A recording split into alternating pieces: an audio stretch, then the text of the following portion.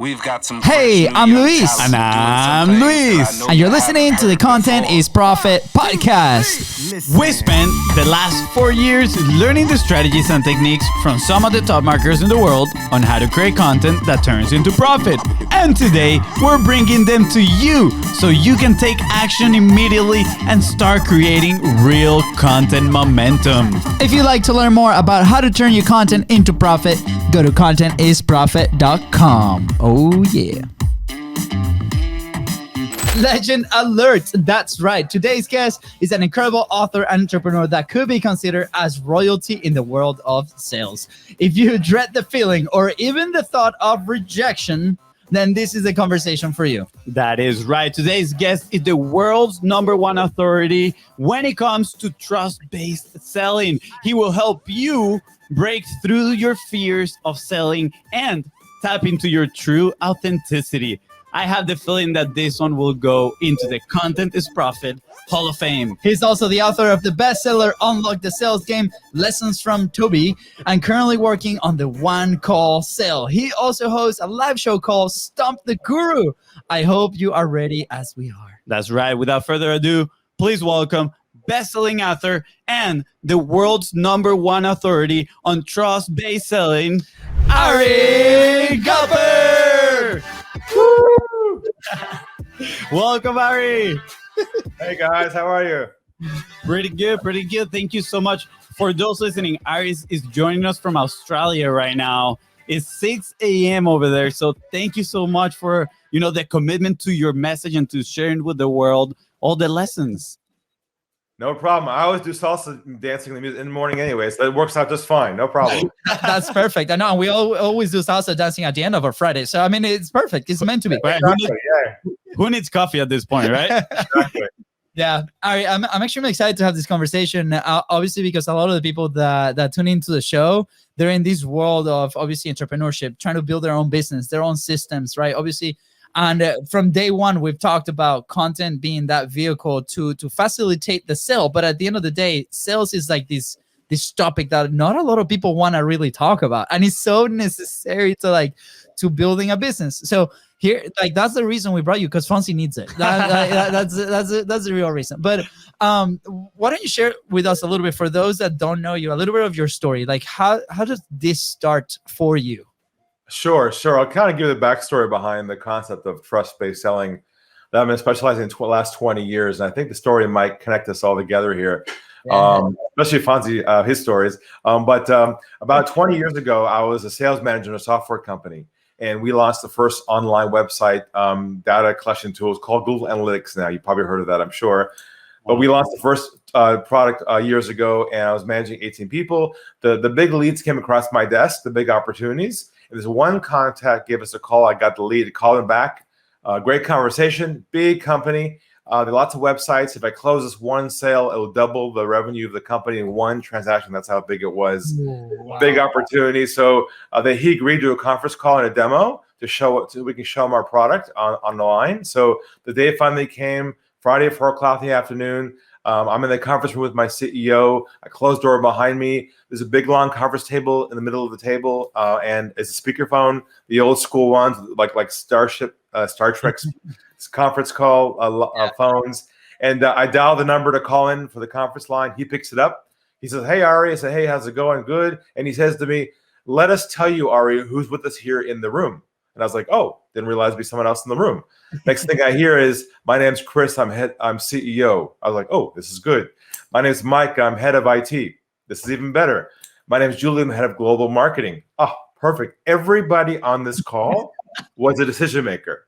Yeah. Right. They're all there at one time. It's going to happen. It's going to happen today because they're all there. So I described who I was, and I started to give a live demo over the web of their websites being collected in advance to show them all the live data in real time. And so I'm showing this to them, clicking around, and I start hearing this noise in the phone call like, "Wow, this is great. This is amazing. We love it. This is great. I can't believe it." They start asking me all kinds of questions. How does it work? How do we install it? How do we get going? And of course, I had all the right kinds of answers. There was so much chemistry on this phone call. It was like a love fest on the phone. You know what I'm talking about?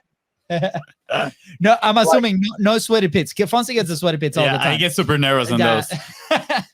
Yeah, there's like no resistance. They had all the right kinds of questions. It was like the perfect call. And I'm doing my thing. And I got the high five back here from the boss in the corner. He's ordering his next car he wants to order with the money he's going to be making from the deal. He's on the phone in the corner of the room, the car he wants to buy. And honestly, this is such an amazing call. I was on a total high. An hour goes by, and my contact says to me, Ari, this is great. We love it. And give us a call a couple of weeks, follow up with us, and we'll move this thing forward. I said to myself, oh, thank you, God. I was like so happy. So I said my goodbyes, and we all said goodbye. And I took my arm to the phone to hit the off button. As I'm reaching for the off button on the phone, by complete accident, now it's a divine intervention, my thumb hit the mute button instead of the off button. They were right next to each other, right? Really designed tightly. And I hit the wrong button, and a small click happened, and they thought I hung up the phone. In that split second, a voice inside of me said, Ari, go to the dark side. Be a fly in the wall. Go where no one's ever gone in the world of sales before. Listen, and you got nothing to lose? Yeah. So I pulled my thumb back. They started talking amongst themselves, thinking I had left the call. Oh, boy. Now, this is not a trick question, but what do you expect them to have said after a call like that? What would you imagine they would have said? Today, like after that story, I'm like, please, like, yes, we're sending, we're done. This is the whole process. What's going to happen? But now my inner voice is saying something different. I'm scared. I'm sweating now. I'm like so nervous. Like, what happened? I mean, for the tone of the story, how it changed, I'm thinking it didn't go as well. It wasn't what you wanted to hear, probably. Well, you'd expect it to be like you said, hey, let's good. Let's go forward. Let's plan this thing. But here's what they said, word for word. I'll never forget. It's why we're here today. What they said was this. They said, we're not going to go with him. Keep using him for more information and make sure we shop someplace else cheaper. Knife in heart twist. I was in a state of shock. I was like snapped out of it. I hit the off button. I looked at the wall and I said to myself, what did I do wrong? I was professional. I was competent. I wasn't pushy. Great product. And the first big idea hit me. That was this, that somewhere along the way, it has become socially acceptable not to tell the truth to people who sell, right? No. It's okay to say things like, sounds good. Send me information. Oh, we're definitely interested. Wait. Send us a what? A proposal, without having any intention of buying at all, right? Mm. And that was a big wake-up call. And I asked myself, why were they afraid to just tell me the truth? I'd be okay with that. And I realized that moment, here's the breakthrough, that I realized there's an invisible kind of river of pressure that flows underneath each step of your process with someone. And if you're not aware of the pressure and removing it the whole time, what'll happen is they'll put their guard up. They won't tell you the truth, and you'll be chased what I call ghosts your entire time, chasing people, calling them back without calling back. That became our whole shift, where the concept is don't focus on the sale, but focus on trust building. Wow. So thanks for sharing that very painful moment, because I can relate. Like I'll share something. We haven't shared this on the show, by the way. Like this has been like all behind camera. Exclusive. Hold on. Exclusive. Okay. And it was a very similar experience, right? Like we made contact, right? And we had this amazing guy on the show, right? And then we established a really cool relationship with him, like the other decision maker and the third decision maker. And this was a massive network, right? Of the type of clients that we work with. And we were, I'm not gonna lie, 8 different calls, right? And we dove in, we did the behind the scenes tour. We talked future plans. This was going to be the thing that was going to allow us to grow immensely, like more than half the sales, like at that point, right? Really big opportunity, right? Join their community, start interacting with everyone, and then complete ghosted. It was after 8 calls, even we had an onboarding session scheduled on the calendar, ready to go. This is the icebreaker project that we're gonna kill it and do amazing. and then that's it. And it's been what, like 4 months, 5 months later, and nothing, right? Nothing. We thought about what was it? Sending a little casket that says your silence is killing us. Killing us. But that's it. Like, this is why your story resonates so much, even though yours was like that one call. For us was 8, and it was very painful, right? Yeah. And now I'm putting like the pieces together. I feel like that's what they were going for. It's like, let's get more information and then see how we can do it cheaper, maybe. Yeah. So here's my follow-up, right? Like, probably a lot of people listening to this like are scared to death of a situation like that. You know, luckily we had some people on the pipeline. We had people that we were working with. We had systems in place to continue, but that for us was a big blow. I mean, emotionally, that was a wreck, or it was challenging to go over that, right? And then it can be really challenging to get back on track, good momentum, good energy, continue to do that. So I am completely invested now. Like, not that I wasn't, but I'm like, please tell me more, Ari. Like, how do we solve this? Because if you solve that for us, you're gonna solve it for so many other people. Yeah. Look, it is dehumanizing to be treated that way and not be taken advantage of like that, and specifically not told the truth. And what I realized, we've been taught by the gurus and all the old conditioning over the years, that our job was to chase the sale and pursue people. And there's this drug in our bodies that's called hopium. And that hopium is we get excited about the opportunity. We have lots of calls. We're like, oh, it's going to work out great. We're so excited. And then they just drop off, you know? And that's the whole change and shift I've been working on for the last 20 years, and help lots of people to realize that your goal from now on is not to pursue the sale. Your goal is to build enough trust with somebody where they feel comfortable opening up to you and telling you the truth. If you focus on that, what happens is people go away who aren't going to buy from you, and the ones that are serious would. And that's what we'll talk about today, how to go about doing that, what's the process, the languaging to activate that in real time. Absolutely. Wow. Love it. Yeah, I mean, by the way, like, I'm just gonna put it right here. Like, all the links, Ari's links are gonna be right below. Just scroll down and start clicking them as you listen to the show, because you don't want to miss on all the information that we're gonna share. So how does that moment, like, obviously you were working for a company, right? How does that moment shaped the next 20 years? Like, what action did you take? You were like, this is so infuriating. Like, was it immediate that you made that move into building what you're building now, or it took a little bit more of that, right? Great question. So once I got over the shock of it, about a week later, I quit my job. Wow. And I said, this is enough. This is not the way people should be treated. Why can't people just tell people the truth? Why all the games? Why all the lost revenue? Why dragging so many people through the process that we are accepted as supposed to be normal? To me, it's abnormal. So what I realized was my mission is to get out there and help entrepreneurs, people who sell, content creators, learn how to sell with integrity and authenticity. They can be successful without sacrificing their own self in the process. And that became our whole premise behind what we call Unlock the Sales Game, which is to get out of that game of chasing ghosts and having great calls with people, and they sound good, and then you have to chase them afterwards and really get focused in on those that are a fit with you. Love it. Absolutely. Yeah, that is so important. You know, I don't know how you dealt with that rejection, honestly. That has been one of the biggest issues, right? And you guys shared with us a video that I still got to finish watching, language barrier once in a while. But you were talking about eradicating the idea of rejection, right? And I remember the first time I was going to do like some cold calling, right? This was about 5 years ago. We started working with restaurants at first, and we decided, okay, I'm going to just start calling restaurants here in Jacksonville, Florida, and I'm going to start pitching them, you know, or digital marketing services, the ones that we're doing at the moment. And I grabbed this headset with a mic, and zero experience at the moment. Just so you know, the only thing I have sold to that point was a $34 a month membership for soccer for little kids in daycare. That was it. Right, the parents were buying, not the kids. Yeah, the parents were buying the membership correctly.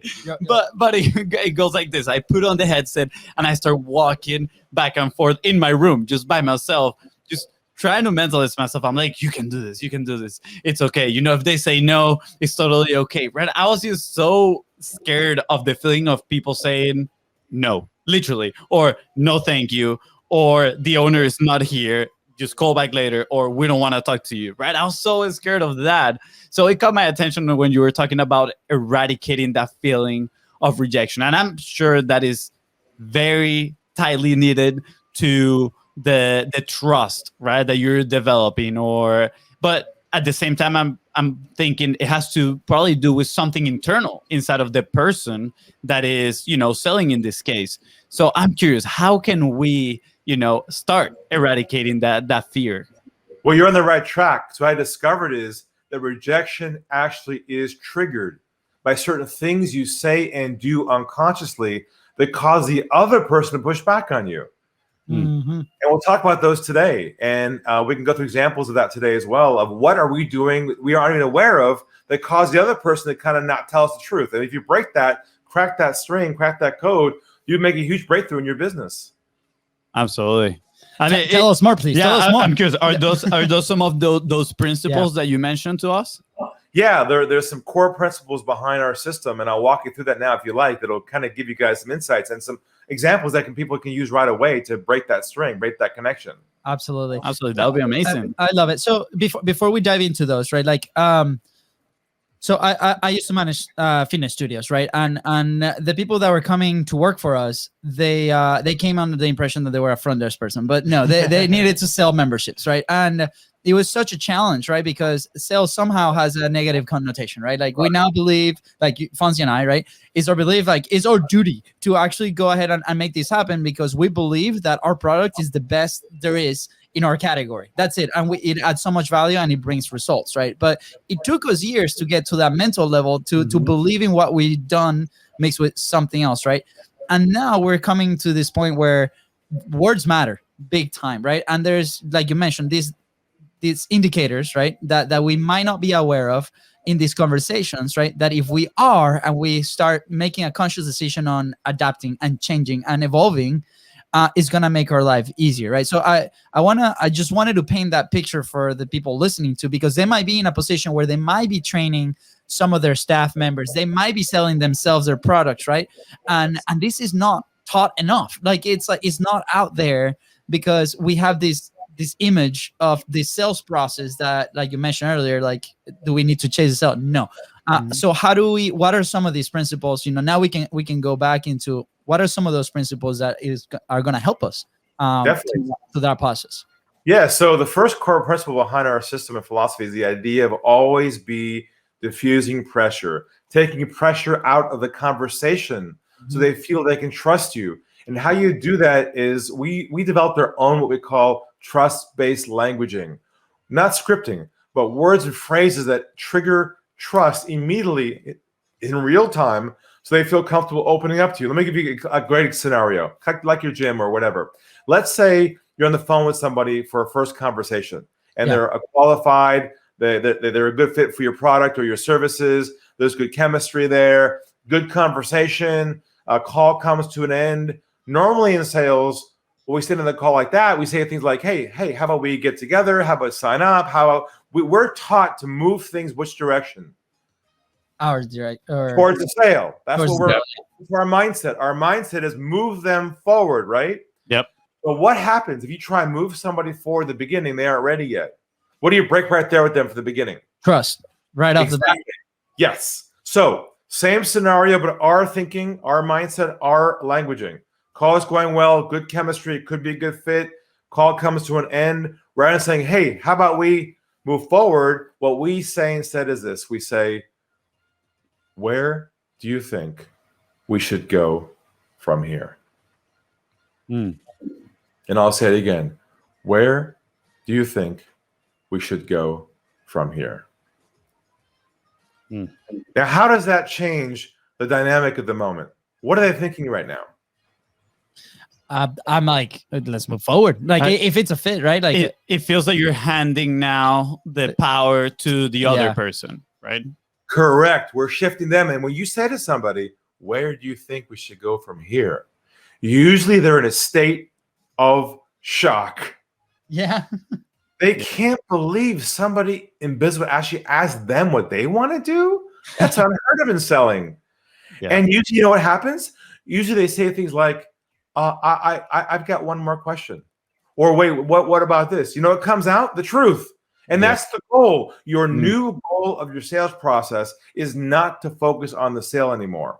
Your goal is build enough trust with them in the beginning so they feel comfortable opening up to you so you can build trust with them and have a good process. Yeah, absolutely. I feel like that phrase right there, where do you think we should go from here? Wait. It golden boulder alert. Yes, absolutely. Golden that is boulder. a golden boulder moment. You got your helmet? No? Okay. We should have the helmets. But I love this because it feels not just that you're handing them the power, but at the same time, they're lowering their barriers because it's just so unheard of. It feels like it's so unheard of that they were probably expecting, oh, this guy, I'm coming into a sales call. They're going to try to push me into a sale. But by giving them the decision of like, hey, what are we going to do next? Immediately it's like, whoa, this is, it doesn't go with the narrative that they had in their head. And now they're questioning things and they're like, why is this person asking me this? Am I ready? They start asking that question to themselves. Am I ready to move forward? No, I need to know X, Y, and Z. And like you said, they start opening up. I feel it just lowers the barriers for the conversation. Yes, because they're coming with their guard up and we have what we call sales armor on. The armor to protect us from the battle. So both of us are teed up, ready for this. and that starts at hello.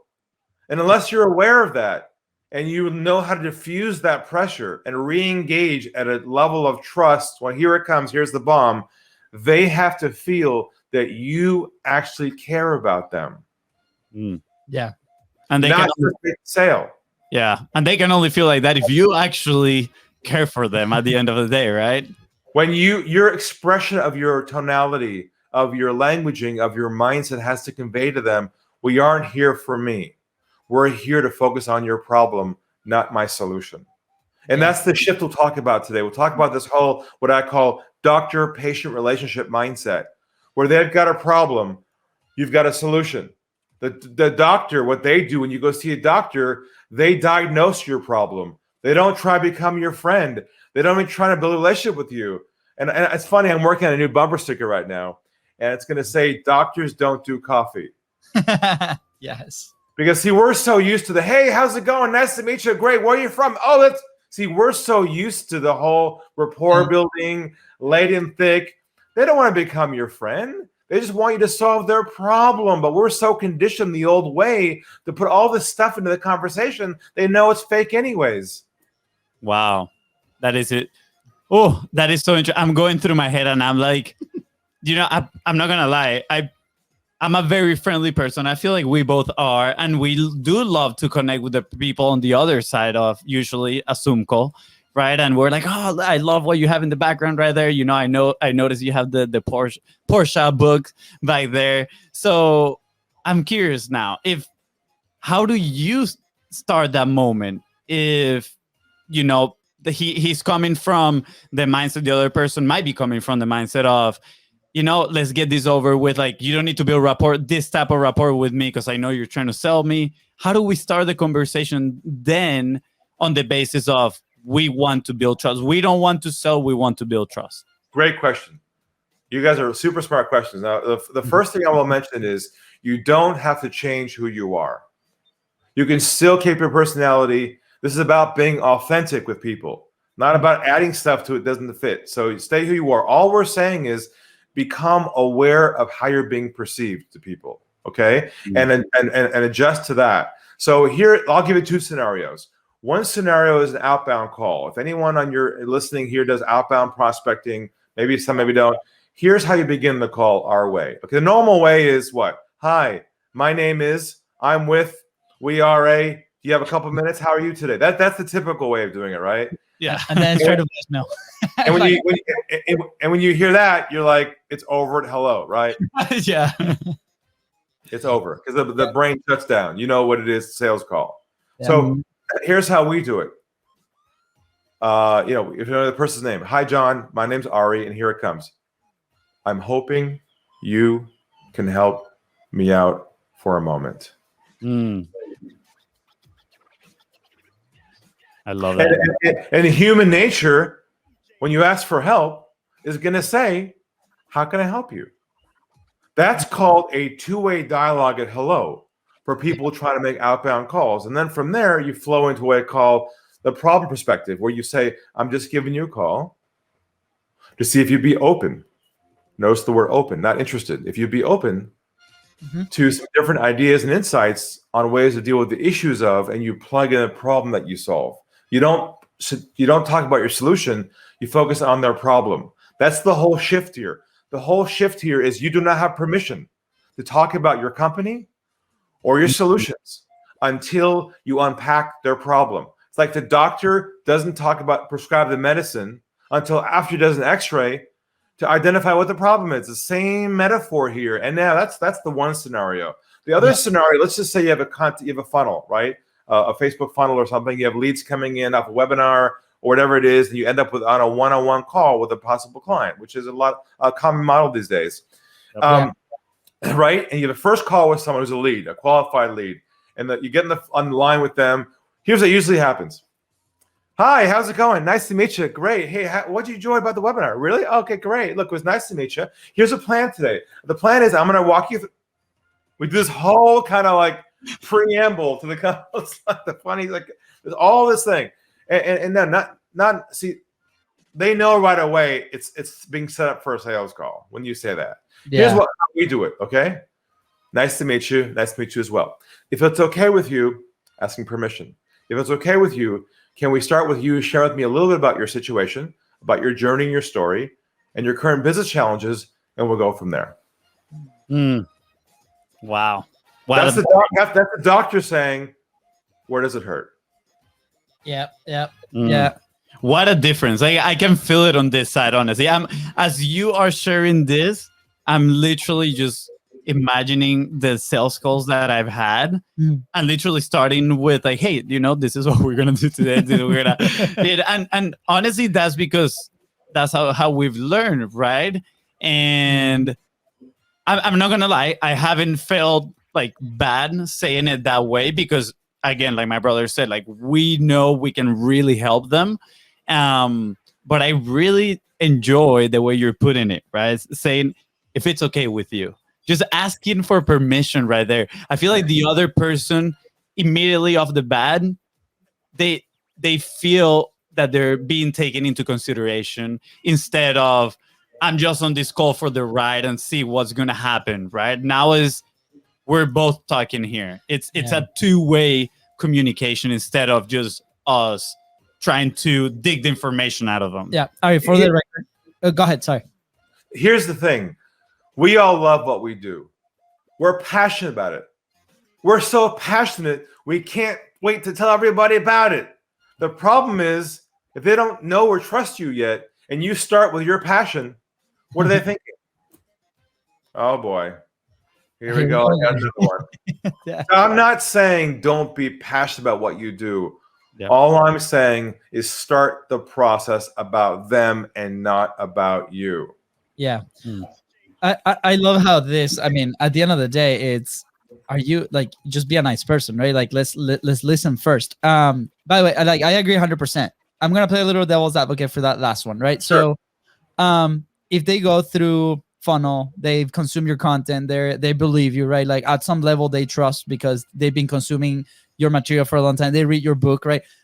And they get this, and they went through all the filters, right?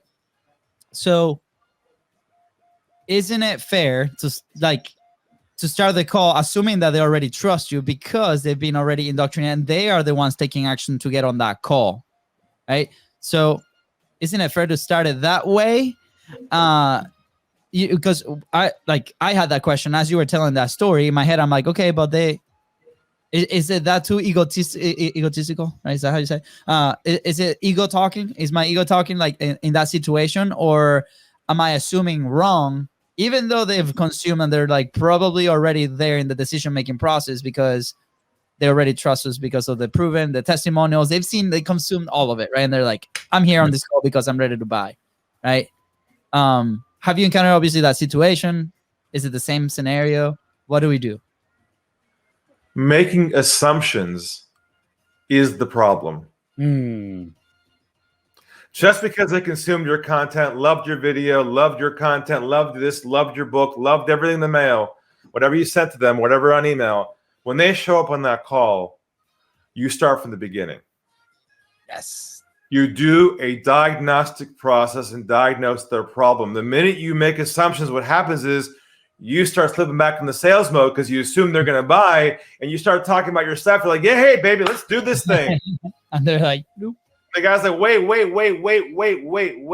I'm not ready to spend any money yet. I still want to. See, now you're like the back foot trying to catch back up again. Yeah. So when you, no matter where they come from, when they show up on that phone call, you start from the beginning of trust building.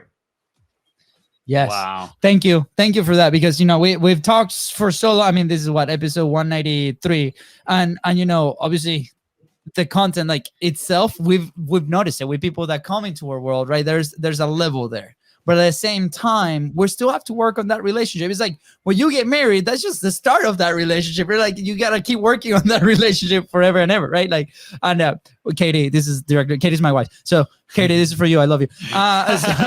But it is, and I love it. I love that you mentioned making assumptions is the problem. Never assume, right? And never with content, because that's the start of the process, right? Never with the calls, and I love it. It's one big thing. It reminds me of the saying. Let me see if I remember it. But it's expectations are uncommunicated commitment, something like that. It's an uncommunicated commitment, right?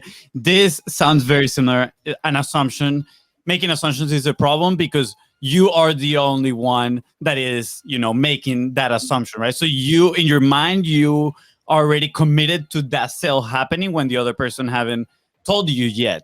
And what comes to mind, relating it now to the marketing side of things, is that a lot of the marketing that I'm seeing for a lot of people, that when we talk to them, they're just assuming things about their audience instead of let's have an actual conversation, listen to their problems, and then we create our marketing around that. But everybody, I see it a lot since the very beginning of the marketing journey of a company. They're like, oh, let's create our customer avatar. What do they consume? And they start just writing things down, right? And I understand, right? And then it's easier to be in your client's shoes because now you have them actually communicate you that. You're not just assuming all these things. So I think that is so important. And I feel like people are afraid sometimes of having these conversations, of not just, I feel like they're afraid of letting go of assumptions. They might discover something. I don't know. But yeah, how can maybe they move forward and have more of these conversations? How can they,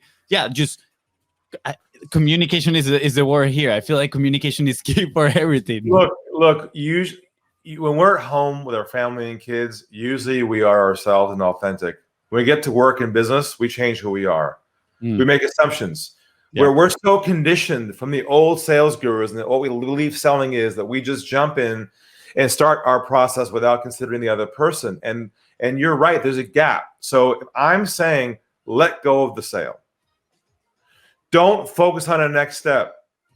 Because see, we listen to somebody, but we're already on the next step in the back of our mind. We're like, oh, this is good. He's going to buy. Oh yeah. See, we're already over here, and we're not what I call 100% present with people. And they know right away when they can tell you're not connected to them. You want your prospective clients on the phone calls, wherever, to say to themselves, he just gets me. He understands me. You know that when you meet somebody like a party, you're like, oh my God, he just gets me. Yeah. That's what real trust is. And here, I'm going to drop a bomb right now. Ready for the big bomb? We got the ball there. Let's go. We're ready. I tell my clients, and here it comes, to stop building relationships with people in your sales conversations. You build it with them after the sale, not before the sale.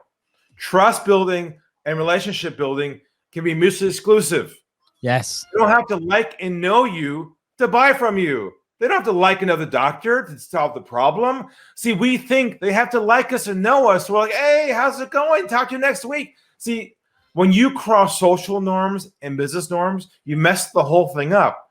Now it's all relationship based and business based. It's all confusing. Yeah. All I'm saying is you can have bedside manner. You can be warm and empathetic. You don't got to be cold and mean. But I'm just trying to tell you that don't attempt to build a relationship with someone anymore pre-sale. Only focus on their problem. All they want is their problem solved. They don't want to become your friend. Be their friend after they're a client, not before. Yeah. There's so many thoughts racing to my head right now with this. Before you take the highway with your thoughts, I want to share a story like on this and making assumptions, right? And what you mentioned about the research. We've been part of this event called Startup Weekend as a participant and as mentors, right? So as participants, it was like right after college, right? And I don't know if you are familiar with that event, but a quick summary of the event, like you come in on a Friday night and you have to build a business, a full-on business with a prototype ready by Sunday night, right? Like it's very quick and there's a lot of judges and there's prize money and a chance to be, to have an investment, right?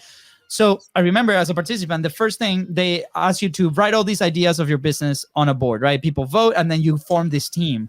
And then they go, your very next activity is go out and do market research. What are the problems that people are experiencing about this thing? And it's literally go to the street, to the mall, to the store. What's there? Where do you think your clients are? Where is that place? And go there and ask a ton of questions. And then with that information, that's how we're going to build this product, right? And that to me, first off, was terrifying because at the time I was like, do I have to talk to people? I thought we were just going to build something. I was like, what? But at the end of the day, like it was incredible because so many initial ideas shift massively because of the answers that we're getting apart from assumption, right? Because we assume that our business is going to be incredible. It's going to be this great solution because maybe we had that issue, but we're not tackling others. And then we get these answers and then the entire business completely changes, even the concept, right? And then we end up with this beautiful thing, right? So that is a very intensive process there. But also, we've experienced it with our content, like not just with our content, with our process and our service, right? With Content Momentum. It started as one thing 5 years ago, and it's completely shifted into what it is now, thanks to the feedback of current customers, people that we've talked to, and every single day that's a conversation that we're not afraid to ask anymore because it's just going to help us there. So I love that now we're putting this in the context of the selling side of things because it's so needed. And sometimes we do it as a market research, but at the end of the day, it's like it's the sell is an element to growing a business. It's a very key element. So it needs to happen. So that's just the observation I wanted to have to paint the picture on this like two stages that people tend to see as different ones. Yes. So Ari, I'm gonna if you don't mind, I'm gonna go into the highway. My brother mentioned, right? These thoughts are just eating me up inside, Ari. But the first one is you talk about letting go of the sale, and I've heard that we got the dog by here. It's like kicking the light all over. We got a third host over here. We've been in the position where we've heard this before of you got to let go of the sale because the person on the other side can either smell it or even taste it sometimes. They're like, whoa, this is too much. Go away. But we're also been in the position where you really need that sale, right? And one of the most beautiful things about entrepreneurship and sales that I feel we've experienced is the mindset shift, right? It's a mindset game. There's one of our favorite quotes is your business grows to the extent that you do. So you're always in this infinite game of growth, but that doesn't mean that you're going to have just easy moments, right? Like there's going to be plenty of challenges. And one of those is sometimes you feel the need for making a sale, right? Because maybe your team depends on it, right? Paying your team, or maybe you yourself depend on that sale. So how can people in that place operate? How can they let go of the feeling of, I need this sale? So we're not saying don't be ambitious, don't have goals, don't drive your team forward. Of course, stay on that track of success. But what you can't do is let that come from you to the customer in your conversation. You got to stop before it gets there. And how you do it is, if you understand that if if you focus only on their problems, you'll be 10 times more successful if you try to sell your solution first. Meaning, see, most companies, they have a huge pipeline of leads. They're chasing opportunities, and they're focusing only on how much they're making. What they don't realize is how much they're losing.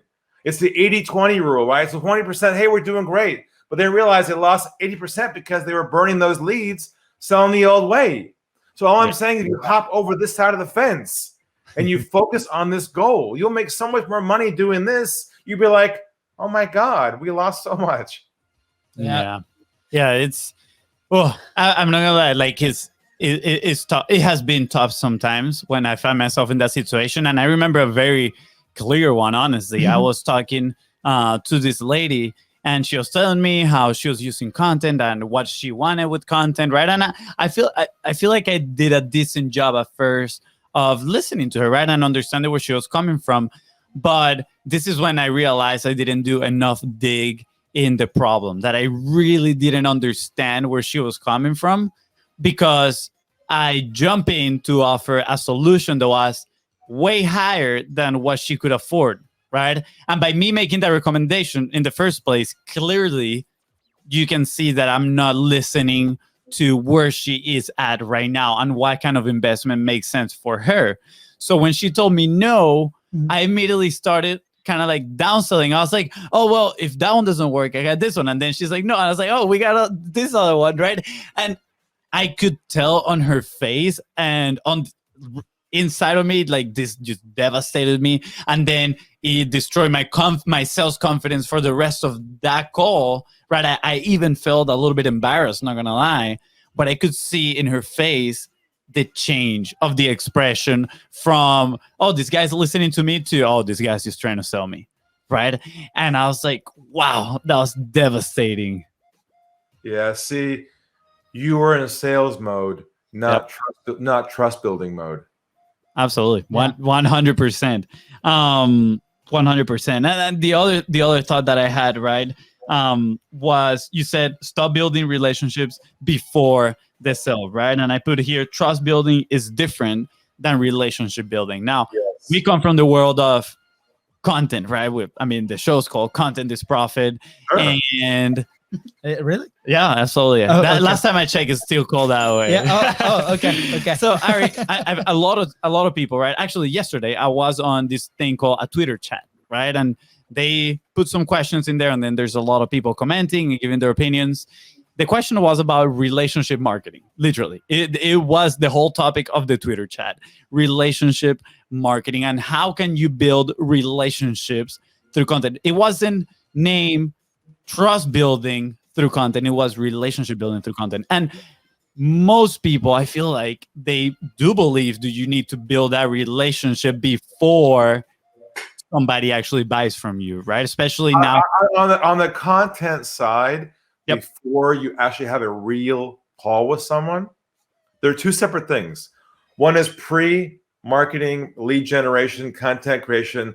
That does create a connection between you and the audience, because obviously the content connects to them. That's cool. I'm all good with that. It's the point when you go from there to an actual human-to-human conversation where the whole thing falls down. Yeah, absolutely. I love that you made that division, right? Like, because mentally is needed. Like, okay, if I'm in content mode, perfect, let's build a relationship. Once we pass that threshold, that's it, man. Like, it's game on, and we gotta listen. We gotta understand. Let's not assume. Yeah, it goes back to what you were mentioning exactly. Don't make assumptions. Once you are on the call, you start from the beginning. Yeah, exactly. So incredible. I know. I feel like, correct me here, but I feel like we've only covered one of the principles. You said diffusing pressure, right? How many principles are there? There's a couple, like one or two more, but I got 5 minutes left, so maybe if you want, we can wrap things up with a couple key ideas if you want. Yeah, no, we can actually. Where can people find go the rest and find these ones? Because we want them to connect with you, right? We want them to feel Ari's trust, right? And go into your world and obviously buy the book and connect with you and everything in your world. So where can they find more about this? Best place to go to is unlockthegame.com. Just like it sounds, unlockthegame.com. Or find me up on the socials, Ari Galper. we'll connect you to there. But I've got a free course. You can go deep into this, get some new ideas with it at my Unlock the Game website. And we also have a complimentary consultation with us and our team. And this will be fun if you want to try it, because there's going to be no sales pitch, no next step, and no presentation. So you can see what it's like in real time and learn from us. Yes. Yes. Let's go, guys. Go to the link. It's going to be right below. All you got to do is scroll down, hit that button, and get in Ari's wallet. Like this has been incredible, Ari. So 2 last questions as we wrap up the show. 1, no action point, obviously go to your site, but from like, what will be something else that they can do today to start getting that momentum, whether sales or content? It's actually what they should not do. Yes. Ooh. And I'll give you one more bomb before we end today. Okay, here it comes. Let's do it. All right, you got the buzzer ready? Yeah, we're ready. I'm going to ask all your listeners and viewers to remove one key phrase forever from their vocabulary as of today. And here it comes. If you've been selling for a long time, this might hurt just a bit. All right, here it comes. All right, let's go. We're ready. I'm going to ask you never again to use the phrase follow-up ever again as of today. Never call somebody and say, hi, I'm calling to follow up.